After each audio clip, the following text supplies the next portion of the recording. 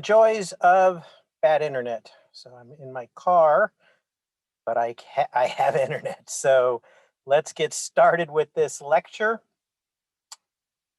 And I'm going to share with you classification systems. And so there are lots of ways to classify things as human beings. We love to put things in boxes. Nature doesn't work that way. Nature is much more fluid and there's no clean line between even things we take for granted. What is a plant versus what is an animal? And we look at it and find out that there are things that are really on the borderline out in nature. Even something we think is as simple as what is male versus female, or what is lettuce versus some other species of plant. But even though nature doesn't like boxes, it's still very convenient to have classification systems for our own convenience, because for the majority of things, they do fall into useful boxes and useful categories. And so there are lots of ways we categorize things that are for our own efforts to communicate, to learn, to research, and do whatever humans want to do. So the first type of classification system I would like to discuss is the classification system called taxonomy. Taxonomy is the science of classification, and it's used in biology as well as other sciences. There's a taxonomy of rocks and minerals, for example, and other sciences use taxonomy, but any kind of naming system can be called taxonomy. And we use that in plants and animals very extensively. And it is primarily based on and historically based on a Latin system of naming. Because when this was developed and as it started to catch hold in the scientific community, the international language of science at the time was Latin. And so we still have a lot of historical roots in this Latin naming system. Now, why do we need to know this Latin naming system? Well, there are very important pieces of information that you can gather from understanding the different groupings that an organism is from. And so there might be common pests or diseases to closely related organisms within the same classification, like a plant family, for example. And we'll talk about important plant families for sure. There might be similar cultural practices. So things that are related, like broccoli and cauliflower and cabbage and Brussels sprouts and all of these closely related brassicas, as they are often called. Uh, they are similar in how we grow them, how we treat them, how we put them into a crop rotation. So they're not the same, but they're similar enough that it helps planning. It helps thinking, what if? Well, these are related. What if we try to grow those things in a similar way? They also might behave similarly to our ag chemicals, our fertilizers, our pesticides, our other types of things that we might use in agriculture. Similar related plants that are close in the groupings of taxonomy might behave similarly. It's not a guarantee, but it's a great place to start. There are other ways to classify, such as the edible portion. There are things like the root crops, or the leafy vegetables, or the fruits. And they're all based on which part of the plant are we talking about? What is the crop, the seed crops? Again, they're things we group based on the part of the plant that they're from. And that has some useful uh, applications in the way we deal with things, either through science or through trade. We tend to deal with things through trade in ways that sometimes conflicts with science. So, for example, Scientifically, a tomato is a fruit. Commercially, economically, a tomato is a vegetable. And, I read this years ago and it still floats around there.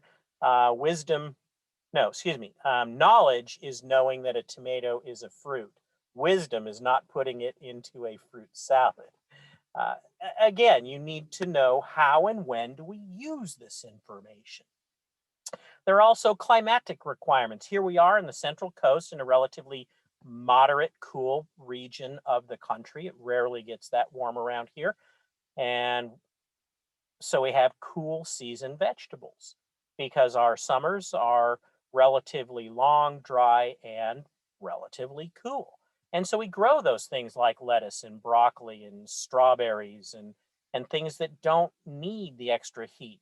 Inland, they grow the warm season vegetables and fruits. So they grow things like tomatoes and melons and corn over in the Central Valley of California. And you don't have to go too far away. Some of these warm season vegetables you can grow as close as Hollister or King City. You don't have to go far to have a different climatic environment.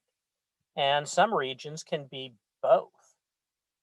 Uh, I just mentioned Hollister and King City. Well, depending on the time of year, you can grow warm and cool season vegetables and fruits. And Yuma, Arizona is another one. Yuma's really hot, but it also is a great place to grow lettuce. And we do grow most of our lettuce in Yuma for those 4 months that are too cold to grow lettuce here. So let's look at how this is arranged. There's actually one organizational category above the kingdom, and they're called the domains of life. And I'm not going to get into that in this class. I talk about it a little bit more in plant science, but in this class, the kingdom is the grouping that most of us deal with. And there are 7 of them under the current taxonomic categories. And there's plants and animals. Most people think of those. There's also fungi. Fungi, the funguses, mushrooms, things of that sort. There's also what we call bacteria and archaebacteria or archaea, 2 different kingdoms of the single-celled organisms that used to be all one, but they clearly are different. And so that's 5. And then there's a 6th grouping, which used to be called Protista. And Protista has more recently, in the years since I came out of college, been divided into 2 groups as well. Protista, I usually call that the garbage can kingdom because it's got all of these things that are almost animals, almost plants, almost fungi. Definitely, they're still not bacteria. So there's this interesting protozoan groupings of these organisms that include things like algae and plankton, things of that sort. So we're dealing with plants. I'm not going to go into that anymore. You can look up the 7 kingdoms. But underneath the kingdom, the first grouping in plants is called a division if you're a hardcore, old-fashioned plant guy like myself. In animals or in general biology, we call the next major grouping the phylum. And then there's class, order, family, genus, and species. Kingdom division, class, order, family, genus, species, or kingdom phylum, class, order, family, genus, species, if you're a general biology or plant person, or you're trying to not be the old gray-haired guy who sticks to his traditions and uses the word divisions like I do. But it's still common in the literature. So I want to make sure you're aware of the word division. And this is the grouping. And as you get from kingdom, very, very different things all grouped together. What are animals? Well, that's everything from fish and birds and insects and humans and jellyfish and all kinds of things, sea anemones, things that are not closely related at all, but they are all animals. And then we get to divisions and or phylum. Uh, a phylum might be something that you would recognize in animals, what's called the arthropods, the joint foot arthropods. And they have the external skeleton, the exoskeleton. So things like insects and spiders and mites, the millipedes and centipedes, crabs and lobsters, and uh, all kinds of things that are similar because of their exoskeleton and other features, but they are still very broad. All of these things are arthropods. And then you go down class, order, family, genus, species, and you get more and more groupings, and then fewer and fewer individuals in each of those groupings. So, for example, a species is just one very specific group, but there's hundreds of thousands of species versus just 7 kingdoms. So as we go down kingdom, division, class, order, family, genus, species, we get more and more similar.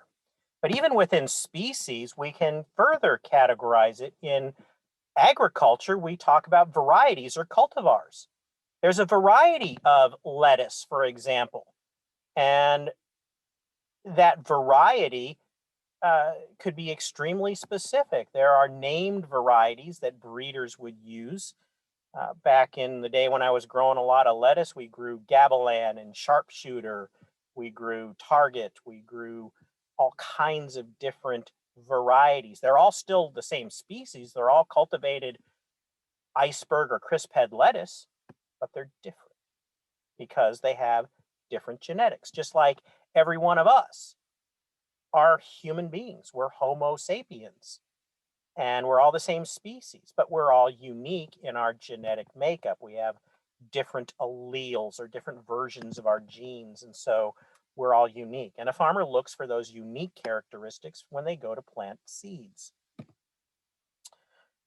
So I've got an acronym here that is something that has been used for generations of students. Maybe you've already seen this before. But it was probably King Philip, because most teachers talk about phylum because it's a general biology. And so it'd be King Philip in other classes. But in this class, I'd say King David came over from Great Spain. That's not something I made up. That's been around for literally generations of students to memorize this categorization of kingdom, division, class, order, family, genus, species, or kingdom, phylum, class, order, family, genus, species. But I did make one up for this class, and that's King David cultivated only fresh green spinach. So there you go. There's a slight variation on the mnemonic, which is the letter M as in Mary, N as in Nancy, ENOMIC, mnemonic. And that is just a memory aid. So King David cultivated only fresh green spinach is a great way to remember this for a test. Hint, hint. So let's look at one, kingdom plantae. Subkingdom. So there are categories between many of these categories because, as taxonomists have argued for many, many years, where do you go to the next level? And there's been literally several hundred years of scientific debate. And sometimes scientists will say, we need a category between these categories. So subkingdom, Tracheobionta. A superdivision, there's another category between, two categories between kingdom and division. The division, Magnoliophyta, the class, Magnoliopsida, the subclass, Asteridae, the order, Asterales, the family, Asteraceae, the genus, Lactuca, and the species, Sativa. So the genus has to go through international standardization bodies to make sure it is internationally accepted. And it's not hard to do, but it does have to go through a process because every genus has to be unique. It has to be absolutely unique. And it's pretty easy on these upper levels because there's fewer of them.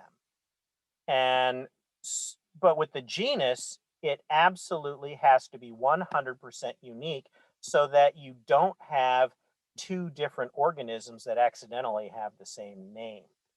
And it doesn't matter when you're using the genus and species name, which together make up what most people call the species. It is a combination of the genus and species together. That is the international way of discussing these organisms. So if I'm talking about lettuce, it doesn't matter if I'm in China or Mexico or the United States or anywhere else on Earth. Lactuca sativa is cultivated lettuce, period. Rather than lettuce here and also lettuce in Canada, Australia, and England, the English-speaking countries, but it's lechuga in the Spanish-speaking world. And I'm not sure what it is in Russian or Chinese.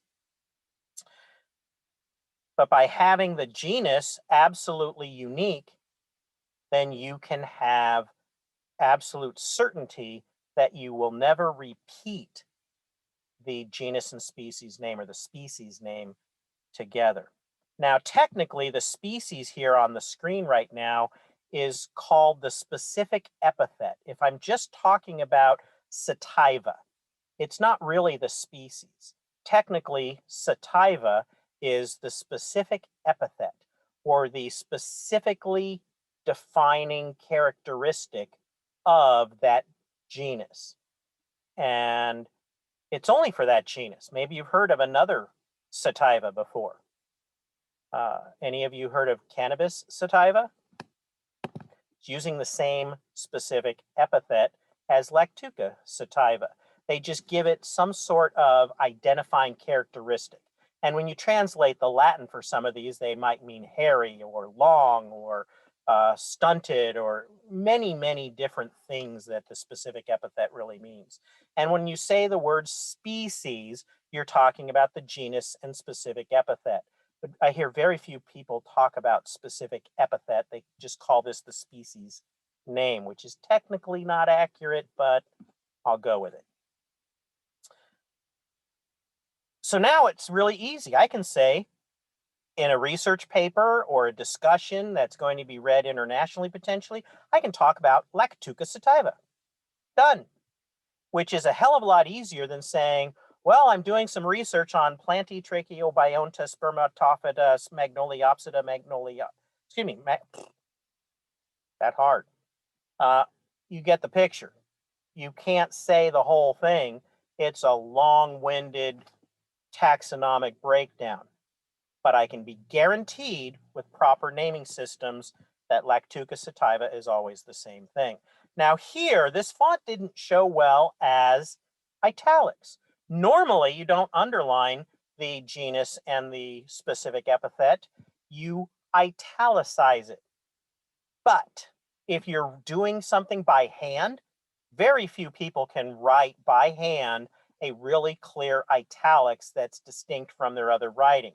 So you underline when you're doing things by hand to make it clear. So in my lab book, underline. The other thing that is a normal process is if you can't tell with the font that you chose, like the font on the screen here, that just barely leans a little bit to the right, and you can barely tell it's an italic font, underline it. There's nothing wrong with underlining when you use it on a computer or pick a different font, but it's normally italicized. The other thing you might notice, the genus is capitalized. Always, always, always, always, always. And the species or specific epithet, sativa, is not capitalized. Never, ever, ever, ever, ever. You always capitalize the genus and you never capitalize the specific epithet. That is normal procedure. Now, there are some titles. If it's in the title and everything's capitalized, it's just like fingernails on a chalkboard to me. You don't capitalize sativa or the specific epithet, but some people do. Are we done? Not necessarily. There might be subspecies. In this case, longiflora. Well, longiflora is romaine lettuce, the cultivated lettuce, which is extremely closely related to the cultivated crisphead lettuce, is called longiflora. So the Lactuca sativa is head lettuce, crisphead lettuce, most commonly known as iceberg lettuce. And longiflora is the romaine or Koss lettuce. And then we have a variety of that, a variety of longiflora, Lactuca sativa, longiflora. And this one is Parris Island Koss. Parris Island, South Carolina, I think, is where Parris Island Koss was first bred and developed. And it's an old variety that is probably in every single variety of romaine lettuce eaten and grown today. Parris Island Koss is kind of the great grandmother of all romaine lettuce.